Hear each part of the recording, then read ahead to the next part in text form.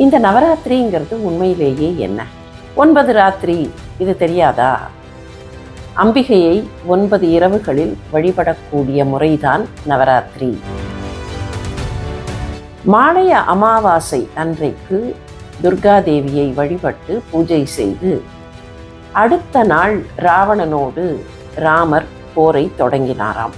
10 நாட்கள் நடைபெற்ற அந்த யுத்தத்தில் விஜயதசமி அன்றைக்கு ராமருக்கு வெற்றி கிடைத்தது. எனவே இது ராமருடைய வெற்றி திருநாள். ஸ்ரீ காஞ்சி மகாஸ்வாமி இதை வெகு அற்புதமாக விளக்குவார். அவர் சொல்வார், நவராத்திரி நாயகியர். இந்த நவராத்திரி நாயகியர் யார் என்று கேட்டால் துர்கா, லக்ஷ்மி, சரஸ்வதி. இந்த 3 பேரும் ஒன்றுதான். அம்பிகை என்ன செய்திருக்கிறாள்? 3 வடிவங்களிலே ஆவிர்பவித்து நமக்கு வாழ்க்கையை காட்டுகிறாள். கொலு படிக்கட்டுகளை பார்த்தால் தெரியும். 11 படிகள், 9 படிகள், 7 படிகள் என்று ஒற்றைப்படை எண்ணிலே கொலு படிகளை நிர்மாணிப்பார்கள். அந்த படிகளிலே பொம்மைகள் வைக்கப்படும். பொம்மைகள் வைக்கப்படுகிற முறை எப்படி தெரியுமா? மேல் படியிலே நடுவிலே ஒரு கும்பத்தை வைத்து, மாவிலை தோரணம் வைத்து, தேங்காயை வைத்து, அதுதான் புனித கலசம். அந்த கலசத்தில் அம்பிகை இருக்கிறாள் என்று வழிபட்டு அதற்கு பின்னர் கொலுவை தொடங்குவோம். கர மூலே, மூலம் என்றால் எந்த இடத்தில் அது இன்னொன்றோடு சேருகிறதோ, தி ரூட், வேர் என்போமே, அந்த மூலம். அது கரமூலே கௌரி.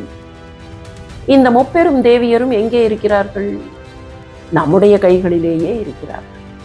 இந்த கைகளால் உழைக்கும் போது, இந்த கைகளால் செயல்படும் போது மலைமகளாக இருக்கிற துர்க்கையும், அலைமகளாக இருக்கிற மகாலட்சுமியும், கலைமகளாக இருக்கிற சரஸ்வதியும் நமக்கு அருள் வழங்குவார். தர்மத்தை விட்டுவிடக்கூடாது, அறத்தை விட்டுவிடக்கூடாது என்பதற்காகத்தான் நவராத்திரி என்கிற பண்டிகையையே நம்முடைய வேதங்களும் உபனிஷதங்களும் நம்முடைய முன்னோர்களும் நமக்கு கொடுத்திருக்கிறார். இதையெல்லாம் சரியாக செய்தோம் என்றால் ஞானத்தை தரக்கூடிய சரஸ்வதி காத்து கொண்டிருக்கிறாள்.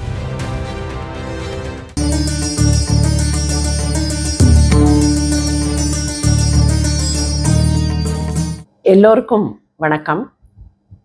எல்லோருக்கும் நவராத்திரி நல்வாழ்த்துக்கள். பரிகார ஸ்தலங்கள் என்கிற இந்த யூடியூப் சேனல் நமக்கு கொடுத்த வாய்ப்புக்கு நெஞ்சார்ந்த நன்றி.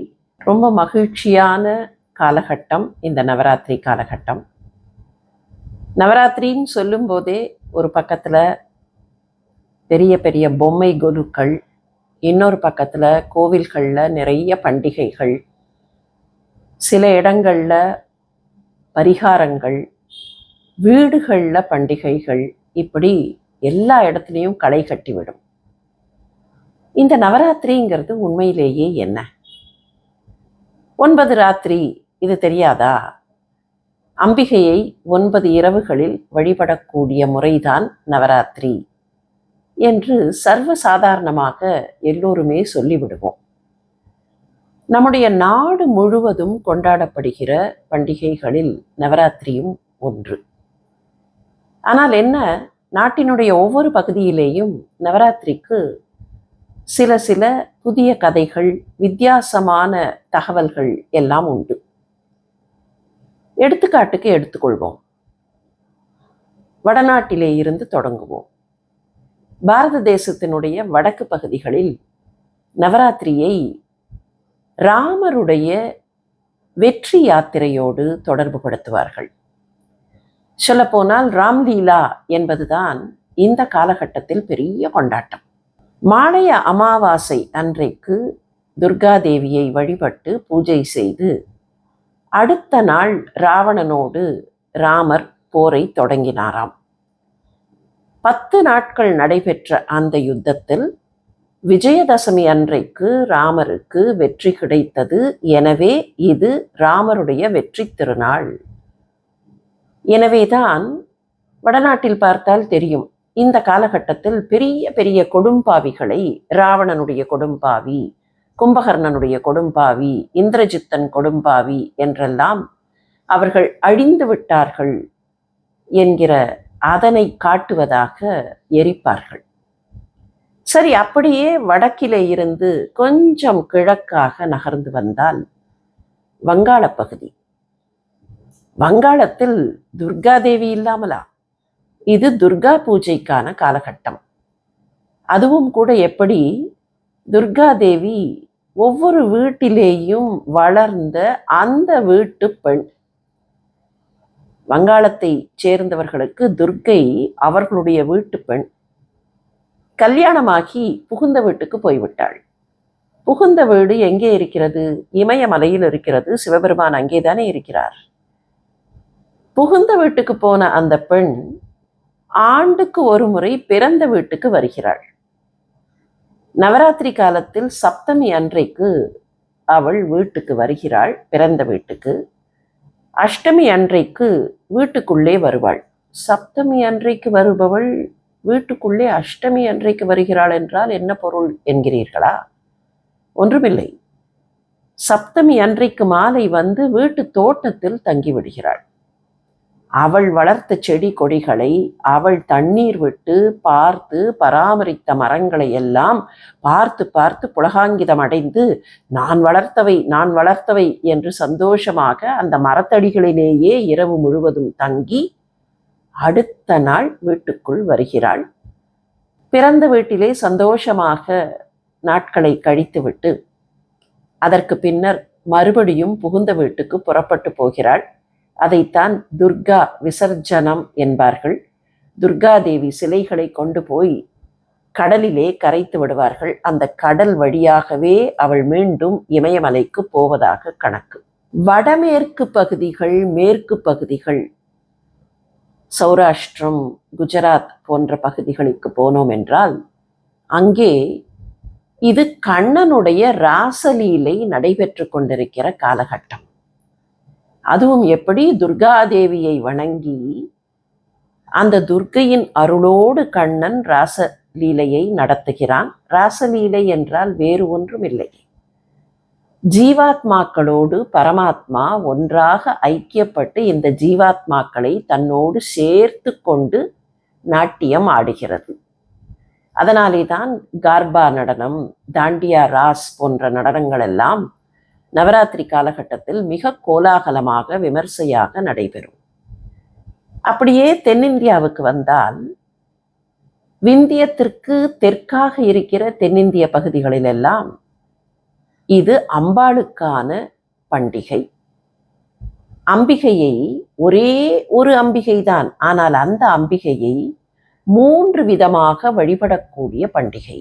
ஸ்ரீ காஞ்சி மகாஸ்வாமி இதை வெகு அற்புதமாக விளக்குவார். அவர் சொல்வார், நவராத்திரி நாயகியர். இந்த நவராத்திரி நாயகியர் யார் என்று கேட்டால் துர்கா, லக்ஷ்மி, சரஸ்வதி. இந்த 3 பேரும் ஒன்றுதான். ஆனால் நமக்கு எல்லாவற்றையும் பிரித்து பிரித்து சொல்லிக் கொடுத்தால் தானே புரியும். அதனால்தான் அம்பிகை என்ன செய்திருக்கிறாள், 3 வடிவங்களிலே ஆவிர்பவித்து நமக்கு வாழ்க்கையை காட்டுகிறாள். இது எப்படி என்று பார்க்கலாமா? தென்னிந்தியாவை பொறுத்தவரையில் 9 நாட்களை, நவராத்திரிகளை எப்படி கொண்டாடுகிறோம்? 3 நாட்கள் துர்கை, 3 நாட்கள் லக்ஷ்மி, நிறைவான 3 நாட்கள் சரஸ்வதி. இது என்ன கணக்கு என்று கேட்கலாம். கணக்கில்லாமல் இருக்குமா? எப்படி தெரியுமா கணக்கு? நாம் ஒவ்வொருவரும் நம்மையே எடுத்துக்கொள்வோம். எடுத்த எடுப்பில் நம்மிடத்தில் சில குறைகள் இருக்கும், சில தயக்கங்கள் இருக்கும், தடுமாற்றங்கள் இருக்கும், இல்லையா? ஒரு செயலை செய்ய வேண்டும் என்றால் கொஞ்சம் தயக்கம், தெரியவில்லையே, எனக்கு இது புரியவில்லையே, இப்படியெல்லாம் இருக்கும். நம்மிடத்திலேயே தவறுகள் இருக்கும். அந்த தவறுகளை எல்லாம் களைவதற்கு துர்க்கை உதவுகிறாள். துர்க்கை யார்? வீரசக்தி. வீரம் இருந்தால்தான் தவறுகளை நீக்க முடியும், குற்றங்களை களைய முடியும். அந்த குற்றங்களை முதல் 3 நாட்களில் களைந்து விடுகிறோம். முதல் 3 நாட்கள் நம்மிடத்தில் இருக்கிற தவறுகளை, குற்றங்களை களைந்து கொள்கிறோம். வீரத்தை பயன்படுத்தி, அம்மா வீரசக்தியே, நாங்கள் ஏதாவது அறிந்தும் அறியாமலும் தவறு செய்தால் அதையெல்லாம் மன்னித்து விடு, எங்களுக்கு நியாயமான வலிமையை கொடு, எங்களுக்கு நம்பிக்கையை கொடு என்று பிரார்த்தனை செய்கிறோம். சரி, அடுத்தது என்ன? நம்மிடத்தில் இருக்கிற குற்றங்கள் போன பின்னால் ஒரு செயலை செய்வதற்கோ அல்லது ஏதாவது ஒன்றை நடத்தி வைப்பதற்கோ அதற்கான ஆதாரங்களை சேர்த்து கொள்ள வேண்டும், இல்லையா? செல்வம், செல்வத்திற்கு அதிபதி லக்ஷ்மி என்று 2வது 3 நாட்களை கொண்டாடுகிறோம். ஆனால் செல்வம் என்பதற்கு கரன்சி நோட் என்று மாத்திரம் பொருள் இல்லை. ஐஸ்வர்யம் என்றால் அந்த ஐஸ்வர்யத்தில் எல்லாம் அடங்கும். ஒன்றை செய்ய வேண்டும் என்றால் அதற்கான தகுதியை நாம் மேம்படுத்தி கொள்ள வேண்டும். ஆங்கிலத்திலே ரிசோர்சஸ் என்பார்கள், ஆதாரங்கள். அந்த ஆதாரங்களை எல்லாம் சேர்த்து கொள்கிற காலகட்டம்தான் மகாலட்சுமியை வழிபடுகிற காலகட்டம். சரி, இப்போது என்ன ஆகிறது?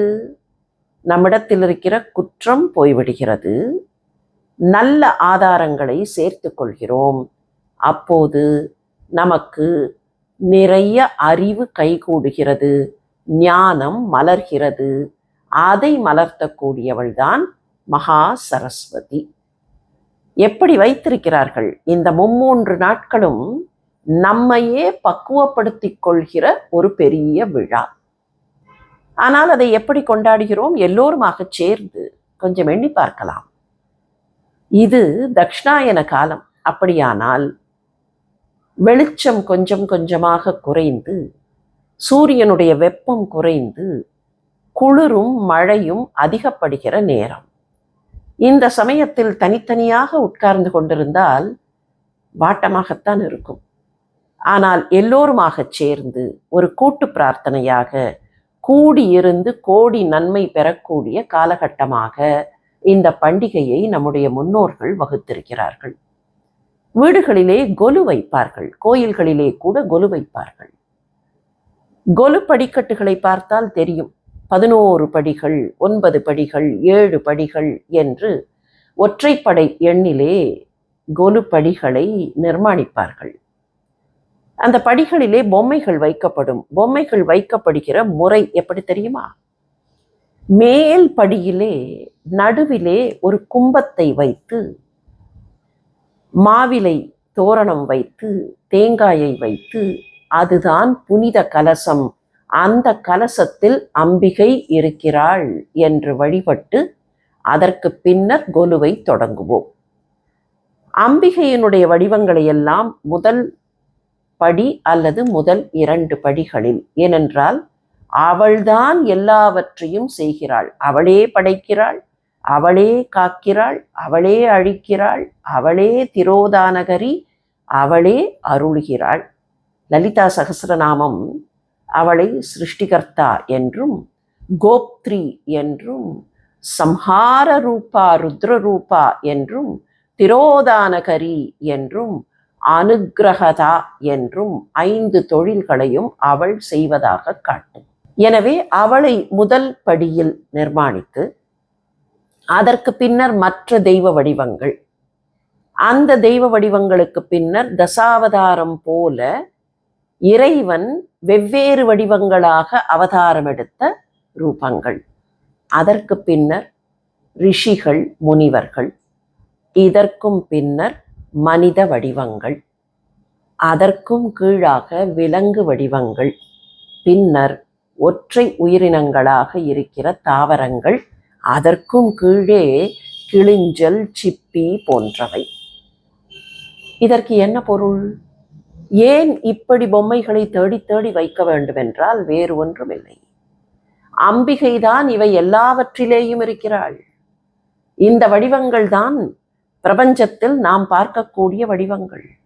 அண்டத்தில் பார்க்கிறோம், பிரபஞ்சத்தில் பார்க்கிறோம், சுற்றிலும் செடி கொடியை பார்க்கிறோம். அங்கே பார்த்தால் பெரிய பெரிய விலங்குகளை பார்க்கிறோம், மலையை பார்க்கிறோம். இவையெல்லாம் என்ன? இவையெல்லாம் அந்த அம்பிகை. அவளுக்கு பிரம்ம கீட்ட ஜனனி என்று ஒரு பெயர் உண்டு. பிரம்மம் என்றால் பரம்பிரம்மம், பரம்பொருள். கீட்டம் என்றால் புழு. அவள்தான் அந்த பிரம்மத்திற்கும் தாய், அவள்தான் இந்த புழுவுக்கும் தாய். பிரம்ம கீட்ட ஜனனி. அப்படியானால் என்ன? அண்டத்தில் நாம் பார்க்கிற அத்தனையும் அவள்தான். இதை எப்படி காட்டுவது? நவராத்திரி காலத்தில் கொலு வைத்து அந்த கொலுவை பார்க்கும் போதும், கொலுவை படிப்படியாக நிர்மாணிக்கும் போதும், வீட்டிலே இருக்கிற குழந்தை முதல் பெரியவர்கள் வரை இது புரிந்துவிடும் இல்லையா? ஒரு ஸ்லோகம் உண்டு. அதிகாலையில் எழுந்தவுடன் அவரவர்கள் தங்கள் கரங்களை பார்த்து அந்த ஸ்லோகத்தை சொல்லி தேவியை வழிபட வேண்டும் என்பது ஒரு பாரம்பரிய முறை. நிறைய பேருக்கு இந்த ஸ்லோகம் தெரிந்திருக்கும். கொஞ்சம் நினைவுபடுத்திக் கொள்வோம். நம்முடைய கைகளை பார்க்க வேண்டும். உறங்கி எழுந்தவுடன் கைகளை தேய்த்து கொண்டு கைகளை பார்க்க வேண்டும். அப்படி பார்க்கும்போது கர அக்ரே வசதே லக்ஷ்மி, கர மத்தியே சரஸ்வதி, கரமூலே கௌரி, இப்படி வணங்க வேண்டும். கரதர்ஷனம், பிரபாதே கரதர்ஷனம். இந்த கரத்தை பார்க்கும்போது, கரத்தில் கரத்தை தரிசிக்கும் போது எனக்கு கிடைக்கக்கூடிய வெளிச்சம், எனக்கு கிடைக்கக்கூடிய ஒளி. இந்த ஸ்லோகம் என்ன சொல்கிறது? கைகளின் விரல் நுனிகளில் கர அக்ரே, அக்ரே என்பது முன்பக்கம் அல்லது நுனி பக்கம், அந்த நுனியில் வசதே லக்ஷ்மி, நடுப்பகுதியில் கர மத்தியில் சரஸ்வதி, கர மூலே, மூலம் என்றால் எந்த இடத்தில் அது இன்னொன்றோடு சேருகிறதோ, தி ரூட், வேர் என்போமே, அந்த மூலம், அது கரமூலே கௌரி. இந்த முப்பெரும் தேவியரும் எங்கே இருக்கிறார்கள்? நம்முடைய கைகளிலேயே இருக்கிறார்கள். இந்த கைகளால் உழைக்கும் போது, இந்த கைகளால் செயல்படும் போது, மலைமகளாக இருக்கிற துர்க்கையும், அலைமகளாக இருக்கிற மகாலட்சுமியும், கலைமகளாக இருக்கிற சரஸ்வதியும் நமக்கு அருள் வழங்குவார்கள். அதைத்தான் இந்த ஸ்லோகத்தில் சொல்லிக் கொடுத்த அவரவர்கள் கைகளிலேயே வெற்றியும் சாதனையும் இருக்கின்றன. வேறு எங்கேயோ தேடிக்கொண்டு போவதற்கில்லை. இந்த முப்பெரும் தேவியரும் நம்மிடத்திலே இருக்கிறார்கள். அவர்களை வணங்குவதற்கு ஒரு பண்டிகை என்று வைத்திருக்கிறார்கள். அலைமகளாக இருக்கிற மகாலட்சுமிக்கு சஞ்சலா என்று ஒரு பெயர் உண்டு. மலைமகள் நமக்கு தெரியும், பார்வதி தேவி. அவள் புலியின் மீது புலிவாகினியாக வருவாள், அல்லது சில நேரங்களில் சிம்மவாகினியாக வருவாள். நம்மிடத்தில் இருக்கிற அரக்கத்தனங்களை, வக்கரங்களை எல்லாம் அழித்து விடுவாள். சஞ்சலா என்று மகாலட்சுமி அழைக்கப்படுகிறாளே, அது என்ன சஞ்சலா? சஞ்சலமானவள். இதற்கு ஒரு வேடிக்கை கதையை வேறு வைத்து விட்டோம். அவள் ஒரே இடத்தில் தங்க மாட்டாள், சஞ்சலமானவள். இன்றைக்கு என்னிடத்தில் பணம் இருந்தால் நாளைக்கு இருக்காது, இன்றைக்கு இல்லை என்றால் நாளைக்கு கிடைக்கும். அதற்கு என்ன வேடிக்கை கதை? திருமாலுடைய பத்தினிதான் திருமகள். திருமாலுடைய நாபிக்கமலத்திலே இருந்து தோன்றுபவர் பிரம்மா. பிரம்மாவினுடைய பத்தினி சரஸ்வதி. அப்படியானால் திருமகளுக்கும் சரஸ்வதிக்கும் என்ன உறவு? திருமகள் மாமியார், சரஸ்வதி மருமகள் இல்லையா? நாம் என்ன செய்து விட்டோம் இந்த கதையில்? மாமியாரும் மருமகளும் ஒரே இடத்தில் இருக்க மாட்டார்கள். மாமியார் எங்கே செழிப்பாக இருக்கிறாளோ அங்கே மருமகளான சரஸ்வதி இருக்க மாட்டாள். மருமகளான சரஸ்வதி எங்கே செழிப்பாக இருக்கிறாளோ அங்கே மாமியாரான மகாலட்சுமி இருக்க மாட்டாள் என்று சொல்லிவிட்டோம். அப்படி அல்ல. 2 பேரும் இருப்பார்கள், ஒன்றாகவே இருப்பார்கள். 2 பேரும் ஒன்றுதானே, ஒன்றாகவே இருப்பார்கள். எப்போது? தார்மீகமான செல்வம், தார்மீகமான ஞானமாக இருக்கும் என்றால் 2 பேரும் ஒன்றாகத்தான் இருப்பார்கள். சரி, அப்படியானால் அலைமகளுக்கு சஞ்சலா என்று ஏன் பெயர்? அவளுடைய பெயர் என்ன? அலைமகள். அவள் பார்க்கடலில் தோன்றியவள். பார்க்கடல் என்றாலேயே அலை அடிக்கும் தானே. அந்த அலையில் தோன்றியவள் என்பதனால் அவளுக்கு அலைமகள். சஞ்சலிக்கக்கூடிய அலைகளில் தோன்றியவள் என்பதனால் சஞ்சலா என்று பெயர். ஆனால் வேண்டுமானால் ஒன்று வைத்துக் கொள்ளலாம், அவளை முறையாக வழிபடவில்லை என்றால், தர்மத்தின் வழியாக அவளை வழிபடவில்லை என்றால், அவள் கொஞ்சம் முகத்தை திருப்பிக் கொண்டு போவதற்கு வாய்ப்பு உண்டு. ஆனால் தர்மத்தை விட்டுவிடக்கூடாது, அறத்தை விட்டுவிடக்கூடாது என்பதற்காகத்தான் நவராத்திரி என்கிற பண்டிகையையே நம்முடைய வேதங்களும் உபனிஷதங்களும் நம்முடைய முன்னோர்களும் நமக்கு கொடுத்திருக்கிறார்கள். இதையெல்லாம் சரியாக செய்தோம் என்றால் ஞானத்தை தரக்கூடிய சரஸ்வதி காத்து கொண்டிருக்கிறாள். நவராத்திரியின் நிறைவு நாளான மகாநவமியில் எல்லோருக்கும் ஞானத்தை வழங்குவதற்காக சரஸ்வதி இருக்கிறாள். ஆகவேதான் சரஸ்வதி பூஜை என்று அன்றைக்கு செய்கிறோம். மகாகவி பாரதியார் அம்பிகையை நிரம்ப வழிபட்டவர். சரஸ்வதி பூஜை எப்படி செய்ய வேண்டும் என்று அவர் பாடினார். அன்னசத்திரம் 1000 வைத்தல், ஆலயம் 10000 நாட்டல், இவையெல்லாம் வேண்டாம், ஆங்கோர் ஏழைக்கே எழுத்து அறிவித்தல் என்றார். யாருக்கோ ஒருவருக்கு வித்யாதானம் செய்தால், கல்வியை கற்றுக் கொடுத்தால் என்று அதற்கு நாம் பொருள் சொல்கிறோம். ஆனால் இப்போதைய காலகட்டத்தில் வேறு யாருக்கோ நாம் கல்வி கற்றுக் கொடுக்கக்கூடிய நிலையில் இருக்கவில்லை என்றே வைத்துக் கொள்வோம்.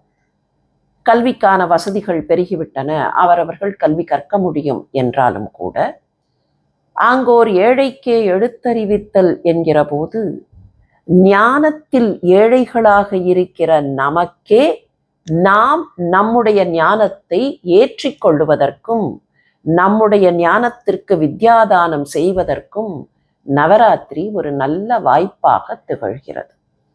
எனவேதான் இந்த பண்டிகைக்கு இவ்வளவு ஸ்லாக்கியம். கம்யூனிட்டி வர்ஷிப் என்று சொல்லுவார்களே, அந்த வகையில் சமுதாயத்தில் இருக்கக்கூடிய எல்லோரும் சேர்ந்து கொண்டாடுவதும், அதே சமயத்தில் கல்ச்சுரல் வர்ஷிப் என்கிற வகையில் கலை கலாச்சாரங்களை எல்லாம் இந்த நேரத்தில் ஒன்றாக சேர்ப்பதும் நடக்கிறது. ஒரு பக்கத்தில் எல்லோரும் சேர்ந்து கொலுவில் கொண்டாடும் போது என்ன செய்வார்கள்? அங்கே வருகிற சிறுவர்கள், சிறுமிகள் அல்லது பெரியவர்கள் எல்லோரும் அம்பிகைக்கு முன்னால் அமர்ந்து பாடுவார்கள். சில நேரங்களில் நடனமாடுவார்கள். அப்படியானால் நம்முடைய பாரம்பரிய கலைகளும் நம்முடைய கலாச்சாரமும் பெருகுவதற்கும் இந்த பண்டிகை வழிவகுக்கிறது. ஒரு பக்கத்தில் இறை வழிபாடு, இன்னொரு பக்கத்தில் நம்மை நாமே சரியாக நடத்தி கொள்ளுகிற வழிமுறை, இதையெல்லாம் சேர்த்து இன்னொரு பக்கத்தில் மிக அற்புதமாக இந்த நாட்டினுடைய, இந்த மண்ணுடைய பாரம்பரியத்தை வளர்க்கக்கூடிய வகை. இதையெல்லாம் வைத்துத்தான் காஞ்சி மகா சுவாமி இந்த முப்பெரும் தேவியரை வணங்கினால், நவராத்திரி காலகட்டத்தில் இந்த முப்பெரும் தேவியரை வணங்கினால் அதுவே நமக்கு முறையான வழிபாடு, அம்பாள் மட்டும் போதும் என்பார். அம்பாள் மட்டும் போதும் என்று நினைக்கக்கூடிய இந்த அற்புதமான வழிபாட்டை, நவராத்திரி என்கிற கோலாகலமான பண்டிகையை பற்றி நாம் எல்லோருமாக சேர்ந்து சிந்திப்பதற்கும், அம்பிகையை நினைத்து பார்ப்பதற்கும், அம்பிகையின் அருளால் அவரவர்கள் முறையாக வாழுவதற்கும் பரிகார ஸ்தலங்கள் என்கிற இந்த யூடியூப் சேனல் நமக்கு கொடுத்த வாய்ப்புக்கு நெஞ்சார்ந்த நன்றி. இந்த சேனல் வழியாக உங்களை எல்லாம் சந்திப்பதில் மகிழ்ச்சி மாத்திரமில்லை, அம்பாளுடைய அருள் லலிதாம்பிகையாக, ராஜராஜேஸ்வரியாக, காமாட்சியாக, மகாலட்சுமியாக பல வடிவங்களில் விளங்குகிற அந்த மகா சரஸ்வதியின் அருள் எல்லோருக்கும் எப்போதும் கிடைக்க வேண்டும் என்று அவளிடத்திலேயே பிரார்த்தனை செய்து கொள்கிறேன். நன்றி. அம்பாள் துணை.